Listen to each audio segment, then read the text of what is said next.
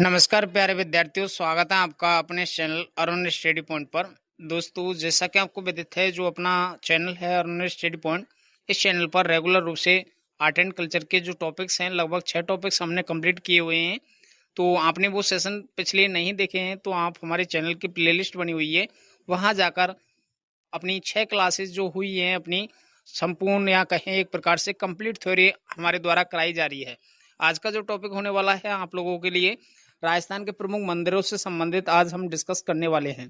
तो देखो, मंदिरों से संबंधित जो भी आपसे एग्जाम में प्रश्न पूछे जाएंगे, उम्मीद यही रहेगी कि इस सेशन को देखने के बाद आपका एक भी प्रश्न मंदिरों से संबंधित गलत ना होगा।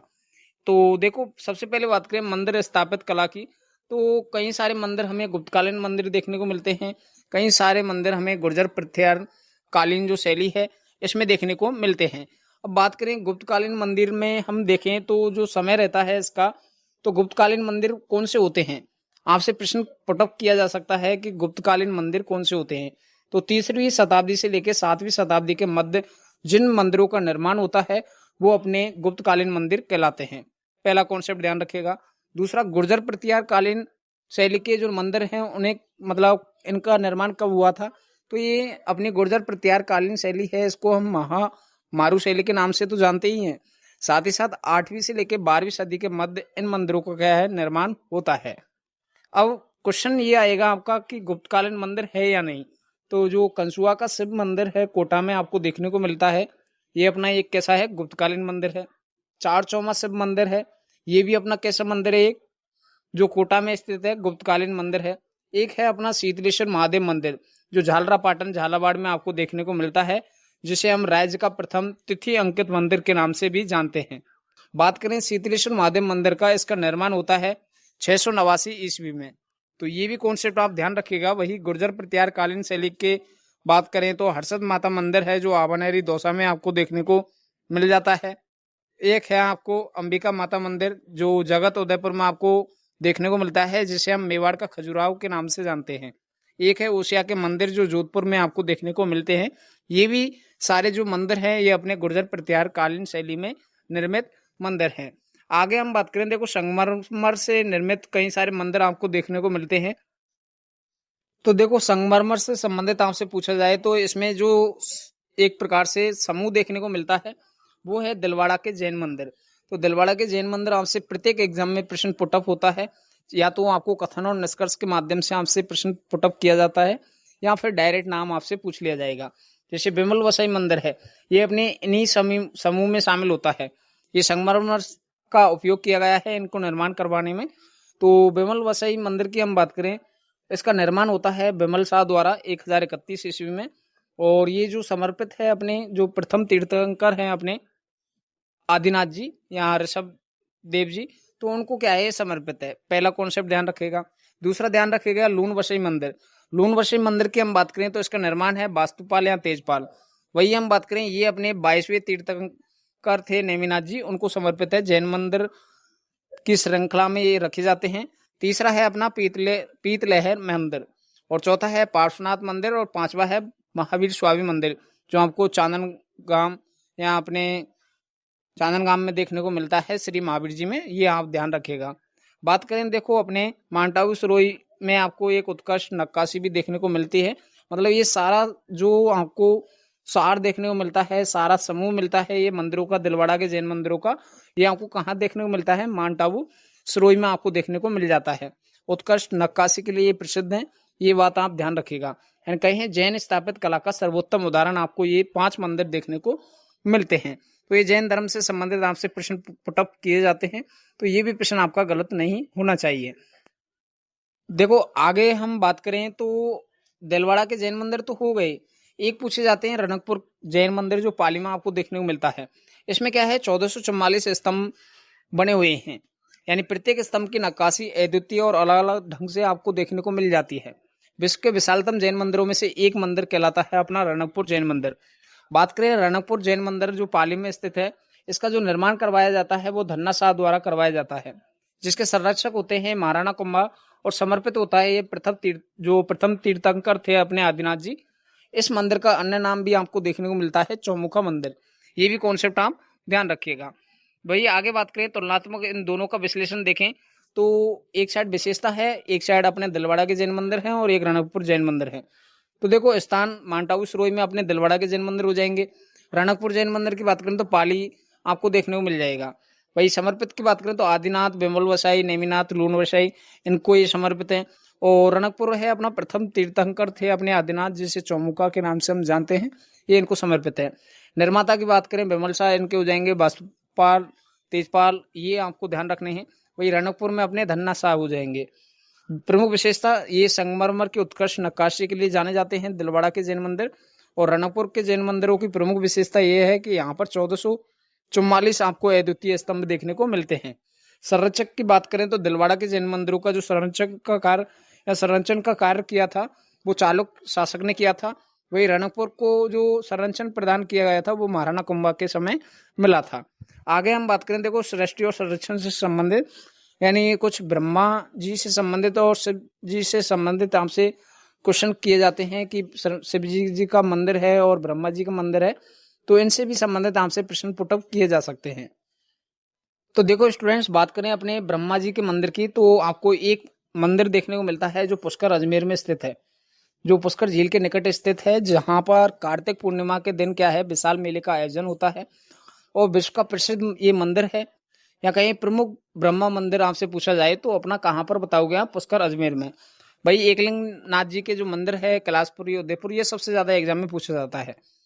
मेवाड़ के आराध्य भगवान शिव को माना जाता है। वही मूर्ति की बात करें तो 4 मुखी शिवलिंग यहाँ पर स्थापित है।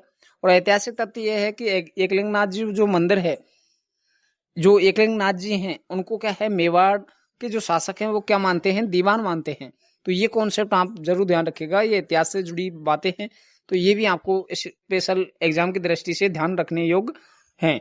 आगे हम बात करें पुष्टि मार्ग के प्रमुख तीर्थों में तो कृष्ण पथ में हम देखें यार जो राजसमंद जिला है वहां पर भी आपको कुछ मंदिर देखने मिलते हैं भगवान श्री कृष्ण जी से संबंधित जो मंदिर हैं। तो देखो एक श्रीनाथ जी मंदिर है, एक द्वारकाधीश मंदिर है। तो देखो स्टूडेंट्स बात करें हम सबसे पहले श्रीनाथ जी के मंदिर के बारे में, तो श्रीनाथ जी के मंदिर नाथद्वारा में देखने को मिलता है। द्वारकाधीश मंदिर अपना कांकरौली राजसमंद में देखने को मिलता है। दोनों ही स्थान अपने राजसमंद में हैं। दूसरी बात संप्रदाय की बात करें तो ये अपना वल्लभ संप्रदाय और पुष्टि मार्ग का प्रमुख केंद्र माना जाता है। श्रीनाथ जी का मंदिर है। द्वारकाधीश मंदिर की बात करें तो ये पुष्टि मार्ग संप्रदाय का प्रमुख मंदिर माना जाता है।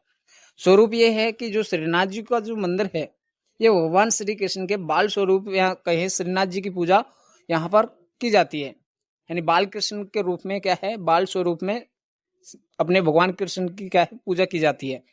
और यहाँ पर हम बात करें तो भगवान कृष्ण को समर्पित है ये द्वारकाधीश मंदिर। तो दोनों ही मंदिरों के बारे में आप अच्छे से ध्यान रखिएगा। आगे हम बात करें वैष्णव धर्म से संबंधित कुछ मंदिर आपको देखने को मिलते हैं, जिसमें प्रमुख है चारभुजाजी जी का मंदिर जो राजसमंद में देखने को मिलता है। ये अपना भगवान विष्णु को समर्पित है। और दूसरी बात ध्यान रखिएगा महत्व के रूप में मेवाड़ का प्रमुख वैष्णव तीर्थ ये कहलाता है। एक है अपने खाटू श्याम जी के मंदिर की बात करें तो ये अपना रिंगल सीकर में देखने को मिलता है। समर्पित ये भगवान कृष्ण के जो कलयुग अवतार श्याम बाबा जो हम खाटू श्याम के नाम से उन्हें जानते हैं। प्रमुख आकर्षण की बात करें तो फाल्गुन मास का यहाँ फाल्गुन मास में क्या है यहाँ पर विशाल मेले का आयोजन लगता है।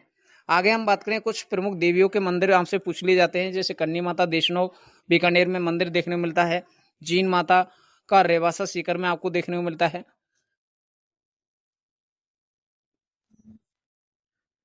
तो देखो स्टूडेंट्स बात करें सबसे पहले करणी माता जो मंदिर है, करणी माता मंदिर की हम बात करें तो देशनोक बीकानेर में देखने को मिल जाता है।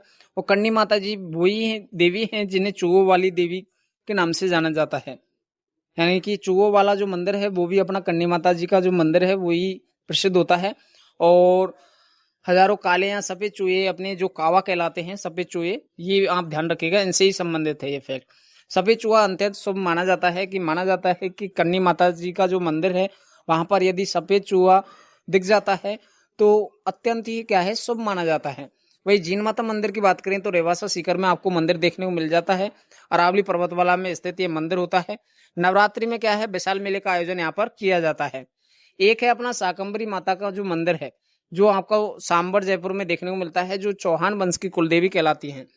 कैला देवी मंदिर की बात करें करौली में है और प्रमुख शक्तिपीठों में से एक मानी जाती हैं अपनी जो कैला देवी हैं। चैत्र मास में लक्खी मेले का यहाँ पर आयोजन होता है, ये भी आप ध्यान रखिएगा। तो लक्खी मेले के रूप में अपने केला देवी जी को आप याद रखिएगा। वही त्रिनेत्र गणेश मंदिर की हम बात करें तो देखो रणथंभौर सवाई माधोपुर में आपको देखने को मिल जाते हैं। राजस्थान का सबसे प्रसिद्ध गणेश मंदिर कहलाता है। संपूर्ण परिवार की प्रतिमाएं एक साथ स्थापित यहाँ पर देखने को मिल जाती हैं। यहाँ पर क्या है, एक परंपरा है, जो विवाह का प्रथम निमंत्रण है ना, वो आपको रणथंभौर सवाई माधोपुर त्रिनेत्र गणेश मंदिर में ही भेजा जाता है। एक है अपने सालासर बालाजी के जो मंदिर है, जो चूरू में आपको देखने को मिलता है। यहाँ पर क्या है, पूछा जाता है कि हनुमान जी का दाढ़ी मूछ वाला प्रसिद्ध स्वरूप आपको देखने को मिलता है।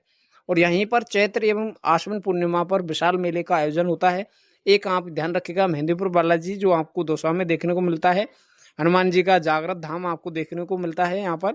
और देश भर से क्या है, श्रद्धालु कष्ट निवारण हेतु यहाँ पर आते रहते हैं। आगे है अपना बेनेश्वर धाम, जो बांगड़ का प्रयागराज के नाम से जाना जाता है।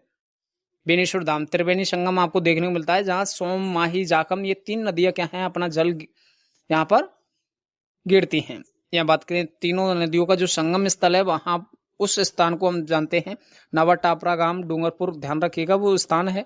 यहीं पर क्या है, भीलों का कुंभ लगता है, तो ये भी आप ध्यान रखिएगा।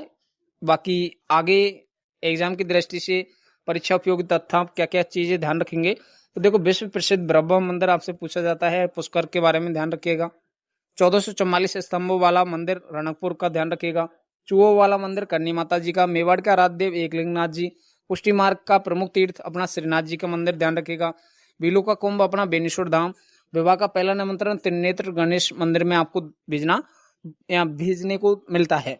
तो ये कुछ अपने राजस्थान के प्रमुख जो मंदिर हैं, सिर्फ हमने उन्हीं मंदिरों के बारे में डिस्कस किया है जो सबसे ज्यादा एग्जाम में आपसे प्रश्न पुटअप किए जाते हैं। उम्मीद यही है कि विद्यार्थियों को जो हमारे द्वारा ये डिजाइनिंग नोट्स आपको प्रोवाइड कराए जा रहे हैं अपने टेलीग्राम चैनल पर, तो भली बातें आप इनको पढ़ भी रहे होंगे, रिवीजन भी अपना भली बातें आप कर रहे होंगे। तो उम्मीद यही है कि विद्यार्थी हमारे इस चैनल से जुड़े हैं, तो उम्मीद या कहें हमारा प्रयास यही है कि विद्यार्थियों को बेस्ट कंटेंट दिया जाए। बाकी सीईटी के लिए इनफ है, इतनी चीज आप ध्यान रखिएगा। सीईटी आप 12+ आप देने वाले हो या ग्रेजुएशन लेवल वाले देने वाले हो, तो उनके लिए ये टॉपिक अनिवार्य है। तो हालांकि ये जो टॉपिक है अपने सारी कंपटीशन एग्जाम में पूछे जाते हैं। तो बाकी सेशन हेल्पफुल लगता है तो सेशन को लाइक करके जरूर जाइएगा।